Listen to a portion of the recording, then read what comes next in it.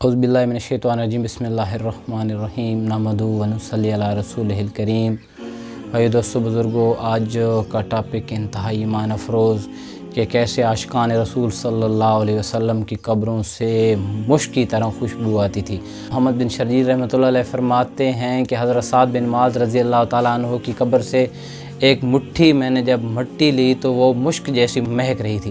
آپ صلی اللہ علیہ وسلم نے فرمایا سبحان اللہ سبحان اللہ سبحان اللہ، جس سے معلوم ہوا کہ اس کی خوشبو حضور علیہ السلام کے چہرے مبارک تک بھی پہنچی۔ ایک اور روایت میں ہے کہ کسی شخص نے حضرت سعد رضی اللہ تعالیٰ عنہ کی قبر مبارک سے ایک مٹھی بھری اور اس کو لے گیا، مٹھی کی طرف دیکھا تو وہ مشک تھی۔ حضرت ابو سعید خدری رضی اللہ تعالیٰ عنہ نے بیان کیا کہ میں ان لوگوں میں سے تھا جنہوں نے حضرت سعد رضی اللہ تعالیٰ عنہ کے لیے جنت البقیع میں قبر کھودی تھی۔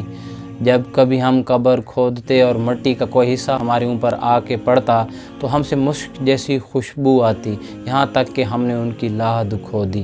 حضرت جابر رضی اللہ تعالیٰ نے فرمایا کہ ہمیں منادی کرائی گئی کہ ہم اپنے جنگ احد کے شہداء کو منتقل کر دیں پانی آنے کی وجہ سے، چنانچہ ہم نے 40 سال بعد ان کو نکالا۔ ان کے جسم اتنے نرم تھے کہ ہاتھ پاؤں مڑ جاتے تھے۔ اور ایک اور روایت میں کہ یہ شہداء اپنی قبروں سے 40 سال بعد نکالے گئے، اسی طرح تر و تازہ تھے اور ان کے جسم نرم و ملائم تھے۔ بھائی دوستو بزرگو، یہ کیوں نہ ہوتا اپنا جان مال وقت سب کچھ میرے نبی علیہ السلام کی خدمت میں، میرے نبی علیہ السلام کی خوشی کے لیے، اللہ کے مبارک دین کے لیے نچھاور کر دی۔